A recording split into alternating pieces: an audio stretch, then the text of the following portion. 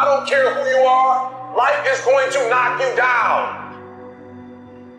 Listen to me, many of you right now, life's got you up against the rope, and you got to do me a favor. Like, you can't give up. You can't give in. Pain is temporary. Pain is your friend. Pain is going to take you to the next level. When you going through pain, I know what you feeling. I know exactly, because I've been there. I've done that. But you got to work through it. And the reason why most of you are not successful is because every single time stuff not going your way, you give up, you quit, you let go, and people feel weakness. They feel it. You can feel when somebody's not committed, when they're not all in, when they're not dedicated. And there's another level you get to when you go all in. Winners win and losers lose. There are going to be times that you're going to be wondering, why should I keep showing up and working my business? Why should I keep at it? Why should I keep showing up to the conventions? Why should I keep picking up the phones and making the phone calls? Why should I keep fighting for my goals and fighting for my dreams? And what I want to remind you is that you got to show up for your life regardless of the circumstances. You got to show up in spite of the naysayers. You got to show up in spite of the conversation going on in your mind. You got to show up for your life, because if you don't, nobody else will. If you want unreasonable results in your life, you've got to be willing to be unreasonable. Part of being unreasonable, you don't judge according to appearances. Part of being unreasonable, you can see it because you believe it. You must have the faith to call forth those things that be not as though they were. You've got to decide, I deserve this, and I'm going to have it. You've got to say yes to your life. You've got to say yes. Yes to my dreams. Yes to me. Yes, I can make it. Yes, I can. Doesn't matter how many failures I've made. Doesn't matter how many mistakes I've endured. Doesn't matter about my defeats. Doesn't matter about what I've done. Yes, yes. I don't care about the fact I'm in a hole now. Doesn't matter about where I am. The last chapter to my life has not been written yet. If you judge me now, you'll judge me prematurely. I'm still in the process of transforming my life. I'm still in the process of becoming. Yes. The brilliance of Thomas Edison was not in his mind.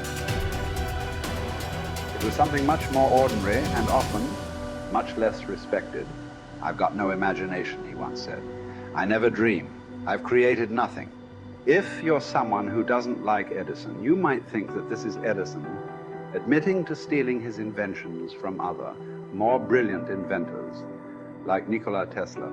Not quite, but he did readily concede that most of the credit belonged to something other than his brain. The genius hangs around his laboratory day and night, Edison said. If anything happens, he's there to catch it. If he wasn't, it might happen just the same. Only it would never be his. What he's talking about is showing up. The incredible, underrated power of clocking in every day, putting your ass in the seat, and the luck this seems to inevitably produce. Edison lived in his laboratory and never missed a day. Like Gehrig, even when he was sick, when he was tired, or when visited by tragedy or disaster. The modern conveniences we can trace to his lab den owe far more to his body than his brain, to the compounding power of consistency rather than sheer brilliance. It wasn't about inspiration. It was about getting to work, show up and try. Get on the treadmill, pick up the violin, script out some scenes, reach out to some clients, read some reports, lift a couple weights, jog 1 mile, cross one thing off the to-do list, chase down a lead. It doesn't matter what it is. All aspects of our life benefit from this circumscribed kind of wisdom. Just as long as you do something every day, that is the important thing. Show up. When you're tired, when you don't have to, even if you have an excuse, even if you're busy, even if you won't get recognized for it, even if it's been kicking your ass lately, once something is done, you can build on it. Once you get started, momentum can grow. When you show up, you can get lucky. Is this still hard? Yes. But the good news is that because it's hard, most people don't do it.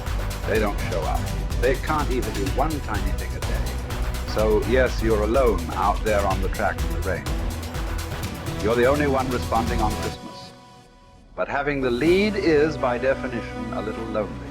This is also why it's quiet in the morning. You have the opportunities all to yourself. Don't worry about setting any records. Just report for duty. No excuses. And here's the irony. This is also a way to break records. Consistency is a superpower. Day to day, willpower is incredibly rare. Lowell Gettrig was a solid position player and a good hitter.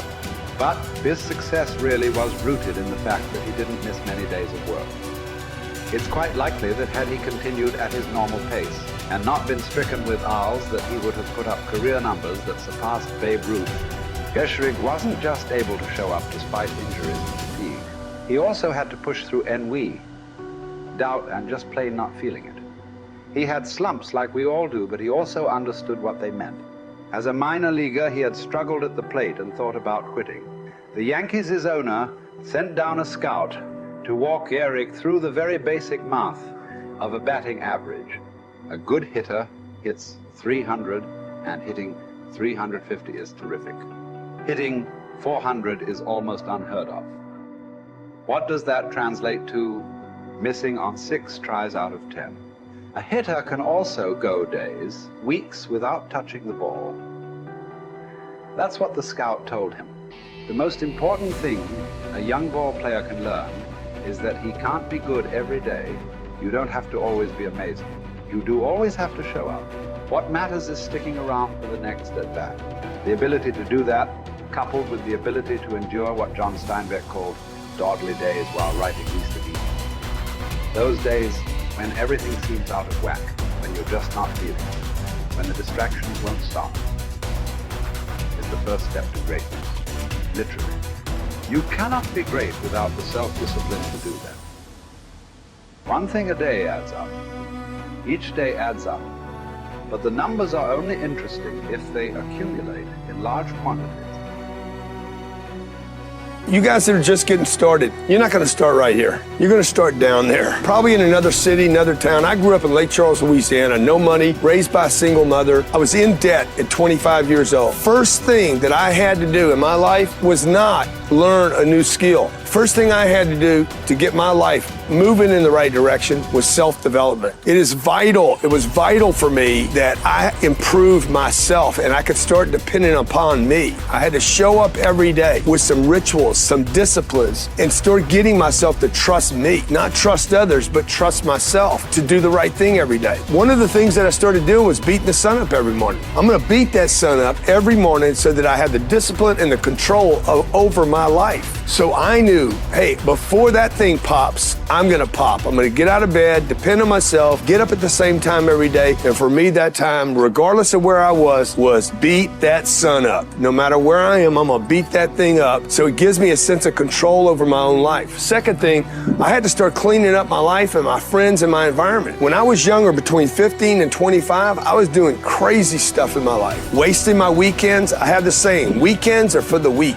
I was drinking, fooling around with a bunch of bad things, bad people. At 25 years old, I cleaned it all up. Quit going to those places. Quit hanging out with people that did not have ethics and discipline in their life. I wanted to build something in my life. I wanted to become someone. And to do that, to become someone in the eyes of the world, just beating that sun up every morning gives me the sense of accomplishment. That I did what I said I was going to do. That I woke up when I said I would wake up. And I start building respect for myself, start believing in myself so that I can go out into the world. And maybe today when I go into this meeting that I'm dressed for, they'll believe in me as much as I believe in me. And that'll show up in a contract, a deal, maybe even some money.